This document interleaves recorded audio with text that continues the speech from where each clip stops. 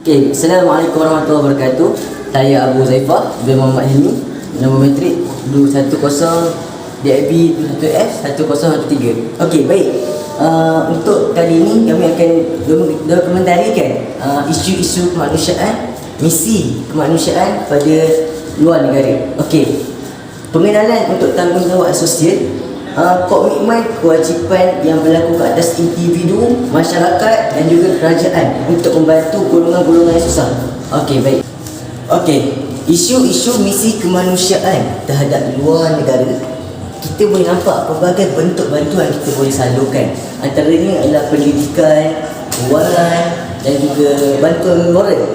Ini penting terhadap negara-negara yang mengalami kemunduran seperti kemiskinan dan juga akibat bencana banjir, tsunami ataupun gempa bumi, bahkan letusan magma. Okey, baik. Seterusnya, pasti sukarelawan yang menghantar bantuan secara fizikal ataupun secara wang ataupun harta benda akan ada risiko untuk korupsi pihak penganjur ataupun risiko nyawa, keselamatan dan juga penyakit. Okey, masing-masing akan terima akibatnya. Assalamualaikum warahmatullahi wabarakatuh. Nama saya Muhammad Nabil bin Muhammad Hazir. Nombor pendaftaran 10 DIB 21F 1039. Okay, saya teruskan perbentangan dengan tajuk asbab-asbab berlakunya misi kemanusiaan ataupun misi bantuan kepada masyarakat luar negara. Antara sebab-sebab yang menjadi misi kemanusiaan kepada masyarakat luar negara antaranya ialah bencana alam, perang politik, kadar kemiskinan dan kelemahan pemerintah. Okey, asbab yang pertama, bencana alam. Bencana alam ni banyak berlaku di negara-negara jiran seperti Indonesia, Jepun, Thailand dan sebagainya. Hal ini kerana kedudukan geografik yang semula jadi. Seperti yang kita dapat lihat, seperti negara Indonesia, mereka mempunyai banyak gunung berapi dan ini telah menyebabkan ramai penduduk mereka yang terjejas. Oleh itu, banyak NGO yang berkemampuan mampu untuk menghantarkan bantuan kepada mereka. Kesan yang berpanjangan dan bencana yang berterusan ini akan menyebabkan mereka terasa dihimpit. Oleh itu mereka memerlukan bantuan daripada pihak-pihak yang lebih berkemampuan untuk menyalurkan bantuan kepada mereka. Okey, asbab yang kedua pula, sebab-sebab berlakunya misi kemanusiaan ini adalah berpunca daripada perang politik. Perang politik selalunya berlaku antara dua pihak politik. Hal ini memberi kesan yang besar kepada rakyat di sebuah negara yang berlakunya perang politik tersebut. Ini dapat dilihat dari seperti negara Palestin, Syria, Pakistan dan India. Hal ini telah memberi kesan kepada rakyat mereka sehingga mereka terpaksa menjadi pelarian dan berpindah kepada negara lain. Sehingga kini lebih daripada 10 juta daripada seluruh negara, penduduk di seluruh negara yang terpaksa menjadi pelarian dan terpaksa untuk mendapatkan bantuan dan tempat tinggal yang baru. Assalamualaikum dan salam sejahtera. Nama saya Muhammad Imtiaz bin Handan dan nombor matrik saya ialah 10 DAB 21F 1021. Isu kemiskinan bukan saja di dalam negara, bahkan di luar negara pun sering kali kita dengari. Malahan lebih teruk, hal ini menjadi asbab misi kemanusiaan kepada luar negara. Kadar kemiskinan yang semakin meningkat di bandar dan juga kawasan pinggiran akibat daripada ekonomi dunia jatuh dan korupsi pihak kerajaan dilaporkan di negara Thailand, Indonesia dan juga Myanmar. Rakyat miskin yang menjalani kehidupan seharian mereka dipukul rata sebagai majoriti di negara tersebut. Sehingga pembangunan negara terjastera dan mereka hanya mengharapkan bantuan daripada negara lain untuk mendapatkan sumber kemanusiaan. Bukan sahaja daripada pembangunannya terjastera, tapi kemunduran dari segi pembelajaran dan kualiti perubatan kepada negara itu juga terjejas. Baiklah, asbab seterusnya ialah kelemahan pemerintah. Kelemahan pemerintah di semua negara yang membangun amat terlihat jelas dan juga sukar untuk dibetulkan. Kita boleh memberi cadangan maupun pemilihan pemimpin, tetapi untuk dijadikan negara yang bersepadu perlulah kepada kerjasama daripada setiap pihak. Punca kejatuhan sesebuah negara tersebut adalah daripada berasaskan corak pemerintahan negara tersebut, yang akhirnya menyebabkan rakyat mereka semakin susah dan terbeban. Kesan misi kemanusiaan kepada masyarakat luar negara. Yang pertama adalah kualiti ubatan dan juga kesihatan. Bantuan yang berbentuk ubat-ubatan ataupun keperluan harian sedikit sebanyak dapat membantu meringankan bebanan kepada masa-masa yang mengalami keracunan ataupun penyakit berjangkit. Demi mengelakkan daripada penyakit berjangkit yang berskala besar seperti H1N1 ataupun COVID-19, pencegahan perlu dibuat dan dibasmi secara pantas. Berkat daripada tindakan tersebut, tak kiralah daripada kerajaan maupun pertubuhan bukan kerajaan, sedikit sebanyak dapat mengurangkan risiko kelewatan mendeteksi penyakit baru sekaligus dapat mencegahnya daripada merepok luas di luar sana. Saya teruskan pembentangan pada tajuk kesan misi kemanusiaan kepada masyarakat luar negara. Okey, antara kesannya adalah kualiti perubatan dan kesihatan. Okey, perubatan seperti keperluan pembedahan ubat-ubatan semestinya mendapat permintaan yang tinggi. Oleh hal sedemikian, permintaan ubat-ubatan yang tinggi akan menjadi pembekalan tersebut akan berkurangan. Oleh hal sedemikian, akan berlakunya penambahan kadar kematian masyarakat luar negara yang mengalami bencana malapetaka tersebut akan terus bertambah. Badan-badan yang bertanggungjawab seperti WHO, NGO dan sebagainya perlu juga menyediakan perubatan yang secukupnya kepada penduduk ataupun masyarakat di luar negara untuk mendapatkan perubatan yang secukupnya. Hal ini kerana bagi mengelak berlakunya peningkatan penyakit berjangkit seperti H1N1, COVID-19 dan sebagainya. Okay. Ya, Assalamualaikum warahmatullahi wabarakatuh. Nama saya Muhammad Nasrullah bin Ismail, nombor matrik 10.IB 21F1009. Okay, bersama saya pelajar Politeknik Surau Prime. Boleh perkenalkan diri? Assalamualaikum warahmatullahi wabarakatuh. Nama saya Naim bin Syarif. Okey, hari ini saya nak bertanya berkenaan dengan aktiviti kemanusiaan ataupun tanggungjawab sosial dan aktiviti kemanusiaan di luar negara. Okey, pada pandangan anda, apakah yang anda faham tentang aktiviti kemanusiaan yang di luar negara ini? Bagi pendapat saya, aktiviti kemanusiaan yang di luar negara, Di luar negara.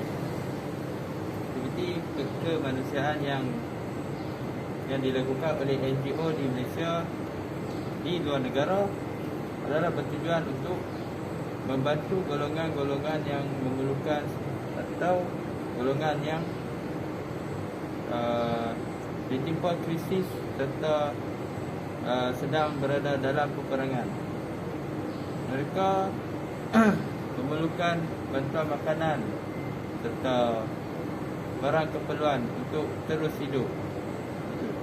Okey, pada pandangan anda juga, apakah punca ataupun sebab mereka menjalankan aktiviti kemanusiaan ni di luar negara? Punca dia. Cara punca yang Ataupun dari sudut lain dia ialah faktor yang menyebabkan mereka melakukan aktiviti kemanusiaan ini. faktor yang mempengaruhi dalam melakukan aktiviti kemanusiaan di luar negara adalah seperti faktor hubungan kenegaraan yang apa? Yang boleh dikatakan yang erat lah, Yang banyak erat. rapat. Untuk apa? Untuk mengeratkan lagi lah hubungan kenegaraan Ataupun hubungan diplomatik hubungan diplomatik sesama negara. Okey, itu dia. Ada lagi. Faktor lain yang mempengaruhi lah, seperti negara Malaysia ialah negara Islam yang negara yang memerlukan bantuan ini kebanyakannya negara yang terjejas, iaitu negara-negara Islam yang seperti Palestin, Syria dan sebagainya.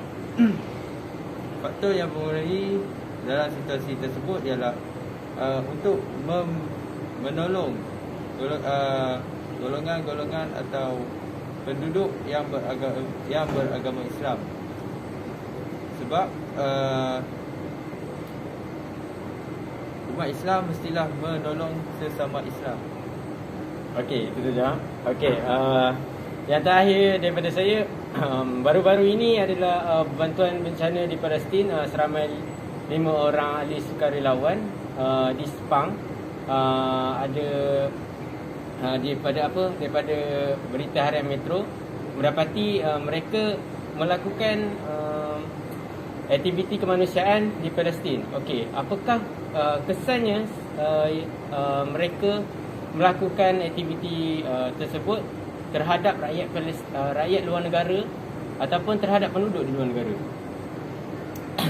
Kesan yang dapat saya beri berdasarkan situasi tersebut adalah seperti rakyat yang terjejas tersebut akan menerima kemudahan atau bantuan yang diberikan serta dapat meringankan beban mereka. Salah satunya yang bantuan yang diberikan adalah makanan, minuman, pakaian, Tempat tinggal atau barang keperluan. Hal ini adalah untuk mereka terus hidup dan tidak mati kebeluran. Itu saja. Itu saja. Okey, terima kasih. Itu saja daripada saya. Sekian, terima kasih. Assalamualaikum warahmatullahi wabarakatuh. Nama saya Muhammad Nasrullah bin Ismail.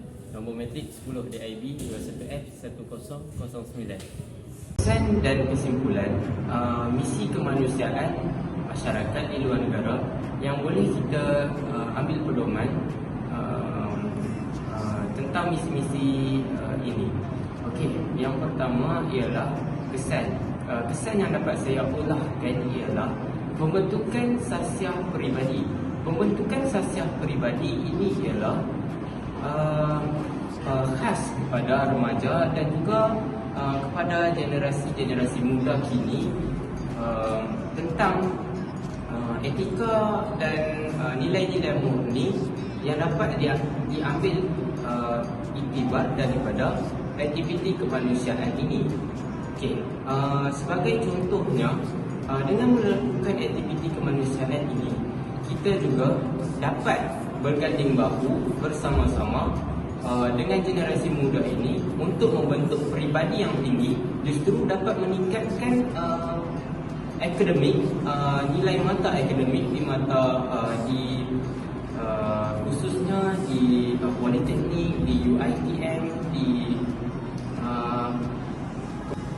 ini juga turut dapat meningkatkan akhlak generasi muda pada masa kini justru dapat mengurangkan aktiviti-aktiviti yang tidak bermoral yang dilakukan oleh mereka. Sebagai contohnya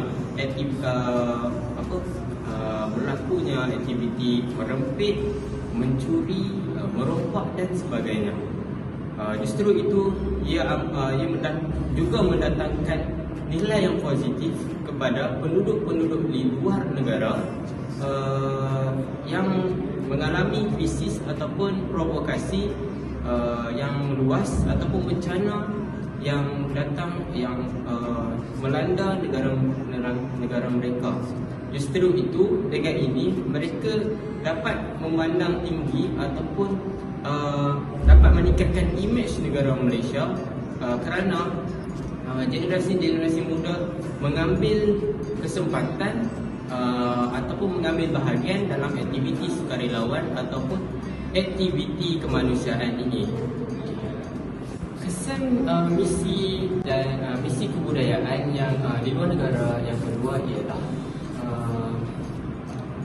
ini disebabkan oleh dia akan meningkatkan pendidikan dan kebudayaan bagi masyarakat luar negara. Ia juga dapat membentuk ataupun memperbaiki taraf pendidikan masyarakat luar negara ataupun institusi yang terbabit dalam yang negara mereka terbabit dalam pergolakan seperti di Syria kerana terdapat beberapa generasi muda yang masih tidak lagi tidak memiliki institusi pengajian ataupun tidak memasuki mana-mana sekolah di sana. Oleh itu, dengan adanya bantuan ini, ia justru dapat meningkatkan taraf pendidikan negara mereka. Justru dengan itu budi bahasa ataupun tutur kata perkataan mereka juga dapat menjadi nilai yang baik, justru dapat mempositifkan keadaan. Bulannya aktivitas ataupun misi tanggungjawab sosial ataupun misi bantuan kemanusiaan ini dapat kita ambil iktibar kerana ia merupakan salah satu misi yang merupakan kewajipan kepada sesuatu organisasi untuk membantu golongan-golongan yang kelaparan, golongan-golongan yang taraf hidup mereka rendah dan golongan-golongan yang ditimpa bencana ataupun provokasi ini. Justru itu ia dapat meningkatkan taraf hidup mereka, juga dapat menolong mereka mencipta kehidupan baharu yang lebih bagus dan yang lebih baik. Oleh itu, kita sama-sama membantu antara satu sama lain agar hidup ini diberkati oleh Allah Subhanahu Wa Taala dan juga dapat mengambil iktibar daripada bencana-bencana yang berlaku ataupun dapat melakukan aktiviti kemanusiaan ini sekali dengan mereka supaya kita dapat menolong golongan-golongan yang susah. Sekian saja daripada saya. Terima kasih.